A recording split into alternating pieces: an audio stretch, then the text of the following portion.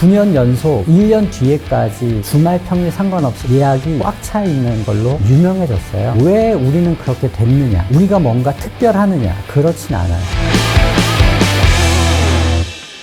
안녕하세요. 경북 봉화에서 홀리가든이라고 하는 민박과 카페를 운영하고 있는 이주환이라고 합니다. 52세고요. 서울에서 40년 동안 살다가 오지로 간지 이제 14년 된 귀촌인입니다. 아이가 5살이 되었을 때 순수하게 저희 아이의 교육 때문에 귀촌을 하게 됐고요. 대한민국의 오지가 어디 있는지 모르니까 검색창에 대한민국 오지라고 치니까 그때 이제 첫 번째 나온 게 봉화였어요. 한번 가보자는 마음으로 가서 살펴봤는데 저희 부부가 딱 그리던 그런 시골이어서 빠르게 결정하고 귀촌을 하게 됐습니다.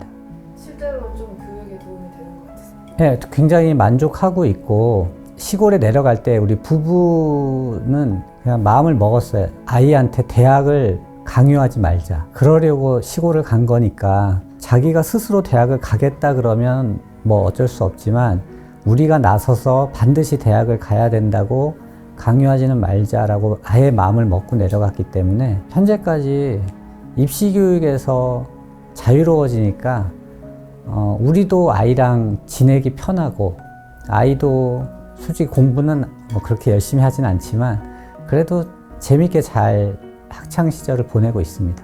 제가 2011년에 시골에 처음 내려가서 너무나 낯선 곳이기 때문에 저도 뭐를 어떻게 해야 될지를 몰랐어요. 먹고 살아야 되니까 할 수 있는 게 일용직, 시골 일용직으로서 살았습니다. 쉽게 얘기해서 노가다라고 하죠. 네.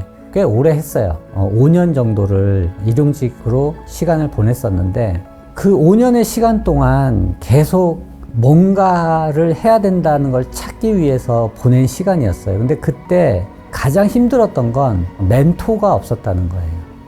누군가에게 물어볼 사람도 없고 나한테 무언가를 가르쳐주는 사람도 없고 그러다 보니까 이제 유일하게 멘토라고 할 수 있는 게 책밖에 없는 거죠. 그런데 너무나 안타까운 게 우리처럼 시골에 사는 사람들에게 바로 적용할 수 있는 책이 많지 않더라고요. 근데 그래도 그나마 의미 있었던 건 그 5년이라는 시간이 저를 시골형 인간으로 바꿔준 시간이었어요.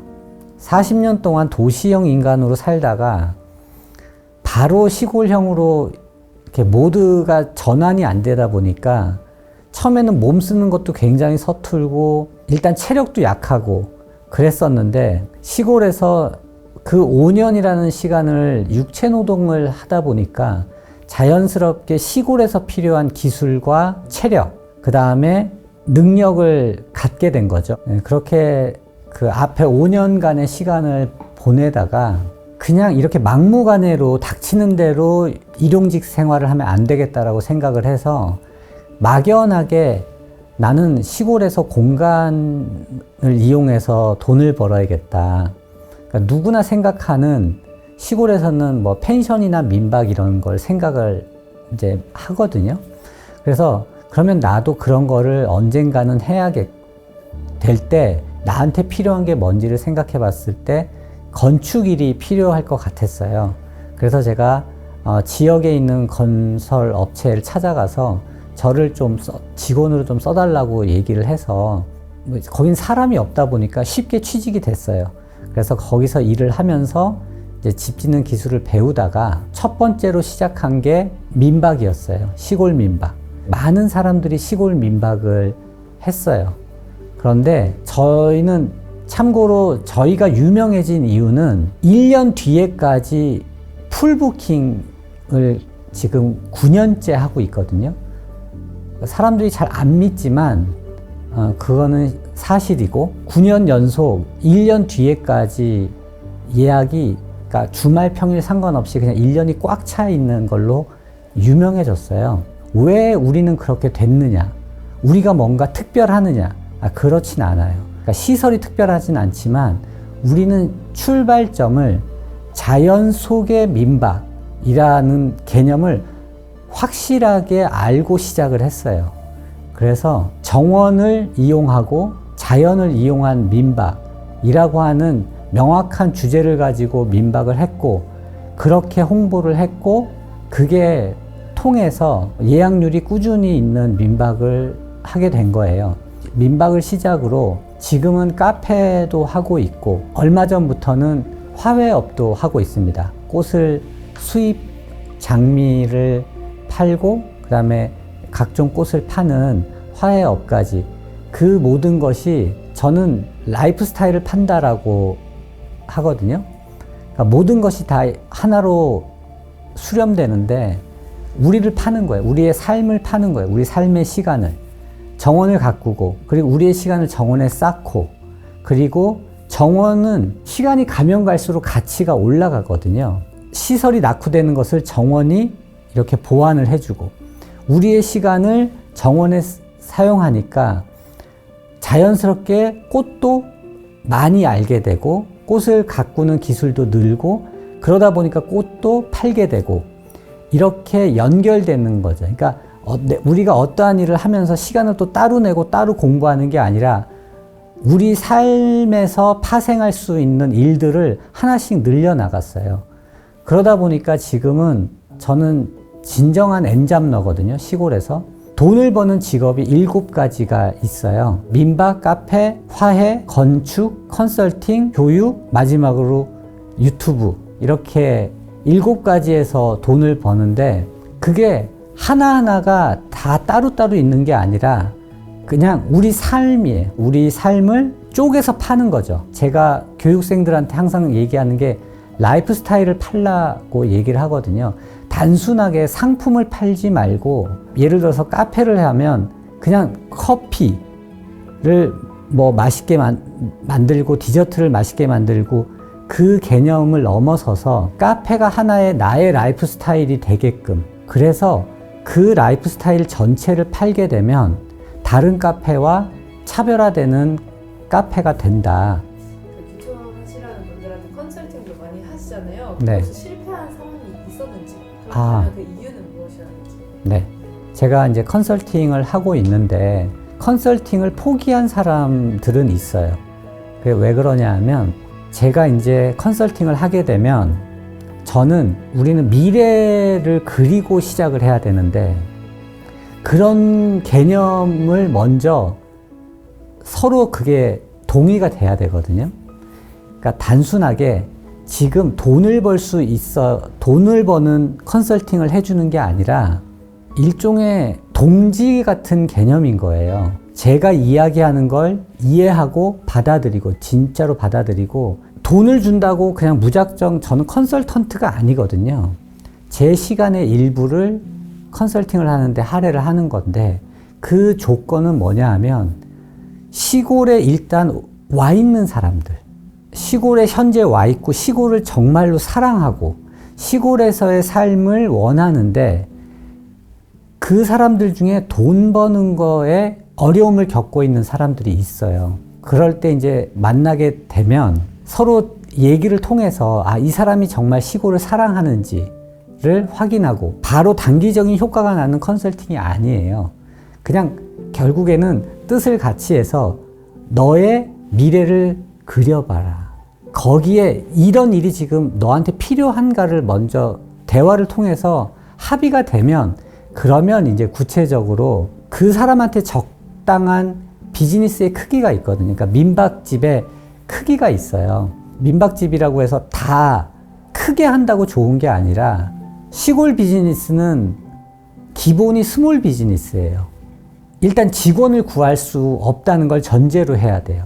도시처럼 구인 광고를 내면 사람들이 막 올 수 있는 곳이 아니기 때문에 기본 전제는 뭐냐 하면 가족들끼리 해결할 수 있는 범위.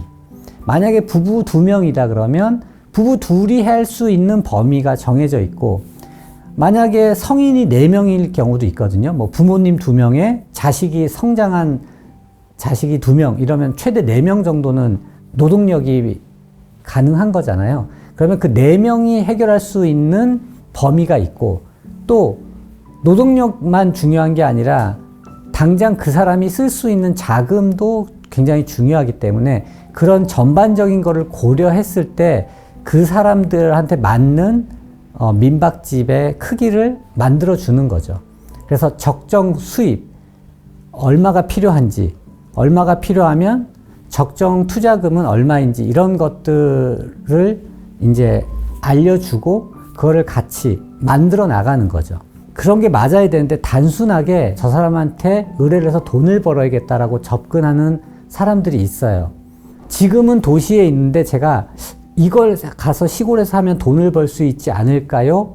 그러면 이제 저는 정중하게 일단 시골에 가셔서 좀 살아보고 시골이 정말 본인한테 맞고 시골에서 내가 계속 살 수 있을 것 같다고 판단이 되면 그때 내가 컨설팅을 해주겠다라고 이제 제가 사양을 하는데 그렇게 해서 포기한 사람은 있어도 지금까지 컨설팅을 해서 크게 실패한 사람은 뭐 없습니다. 왜냐하면 컨설팅을 그렇게 많이 해주는 것도 아니고 그리고 그렇게 많은 대화를 통해서 일종의 약간 동지 같은 느낌이기 때문에 그 사람들은 시골에서 산다는 것 자체가 어떻게 보면 절반의 성공? 시골에서 사는 게 너무 좋은 사람들이기 때문에 근데 돈이 필요하니까 조금 돈도 좀 수월하게 벌었으면 하는 마음에 컨설팅을 이제 해 주는 겁니다.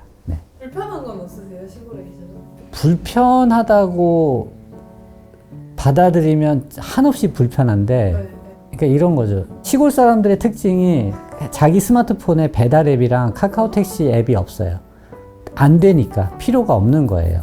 근데 그게 어릴 때 젊고 어릴 때는 그게 불편한데 나이가 들면 그게 굉장한 장점이에요. 일단 쓸데없는 걸 안 먹고 몸이 건강해져요. 그러니까 몸이 건강해지고 그러니까 시골에 살면 맑은 공기에 뭐 이래서 건강해지는 게 아니라 저녁 때 자고 그러니까 밤에 자고 불필요한 걸 안 먹고 가장 가까운 편의점이 차를 타고 30분을 가야 돼요. 진짜요? 네. 그러니까 그냥 아예 먹을 생각을 안 해요. 모임이 없으니까 술 마시거나 뭐 이런 일을 할 필요가 없으니까 생활이 굉장히 단순해지고 딱 먹을 때만 먹고 잘 때 자고 하니까 건강해지는 거예요. 근데 그게 환경이 그렇게 돼요. 당장 우리도 만약에 배달이 되고 이러면 먹을 거예요. 쉽게 먹을 수 있으니까 그냥 앱으로 그냥 주문하면 오니까. 근데 주문할 데가 없으니까 안 먹게 되는 거죠. 네. 그러니까 환경이 사람을 건강하게 만들어주는 거고 도시는 환경 자체가 건강해지려면 정말 피나는 노력을 해야 되는 거죠. 예, 잘 때 내가 정확한 시간에 자야 되고 먹을 것도 내가 의지를 가지고 통제를 해야 되잖아요. 유혹이 너무 많으니까. 그리고 또 젊을 때는 워낙 사람들 약속도 많고 막 이러니까 그래서 힘들죠, 도시 생활이. 시골이 그래서 저희는 우리처럼 시골을 좋아하는 사람들끼리 모여서 얘기를 하면 다 사람들이 비슷해요. 그러니까 흔히 말해서 사람 싫어하고 그러니까 사람 많은데 정말 질색하거든요. 시골을 싫어하는 사람들은 문화시설이 없다 그래요. 근데 우리처럼 시골을 좋아하는 사람들은 최고의 문화시설이 자연이거든요. 우리는 그렇게 생각하거든요. 백화점 있어봐야 돈이나 쓰고 그러지 백화점이 왜 좋은지를 모르겠는 거예요. 그러니까 와이프도 난 백화점에서 살 곳도 없던데 정말 관점이 다른 사람들끼리 모여서 사니까 우리는 얼마나 우리 집 정원이 얼마나 넓고 얼마나 자연이 훼손되지 않은 자연이 많은지가 최고의 문화시설이고 그러다 보니까 그냥 관점이 다른 사람들이 행복하게 사는 곳이 시골이니까 그래서 제가 시골에 살아보고 정말 시골을 사랑하는지 안 사랑하는지는 보면 알아요. 시골에서 일단 오래 살았다 그러면 무조건 시골을 사랑하는 거예요. 네. 시골이 굉장히 부정적인 이미지가 많아요. 시골에 가면 일단 먹고 살기 힘들고 심심하고 그리고 시골에는 텃세도 있고 여러 부정적인 이미지들이 많이 있는데 저는 시골이 꼭 그렇지는 않다.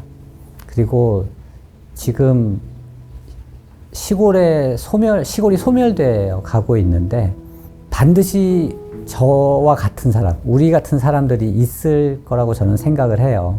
잘 사는 시골, 가고 싶은 시골이 제 인생의 모토예요. 우리나라 시골이 지금 소멸돼 가고 있어요. 사람들이 안 오고 사람들이 외면하고 명확하게 돈이 안 되기 때문에 사람이 없어요. 저는 그거를 깨고 싶었어요. 제 스스로가 증거가 돼서 이렇게 할 수 있다. 다양한 삶의 모습이 있는데 다양한 삶의 모습 중에 저 같은 모습도 있다는 거. 그리고 어떻게 생각하고 어떻게 설정하느냐에 따라서 시골도 굉장히 살만한 곳이다. 시골에 관심이 있으시다면 이 영상을 통해서 조금 더 용기를 내셨으면 좋겠어요.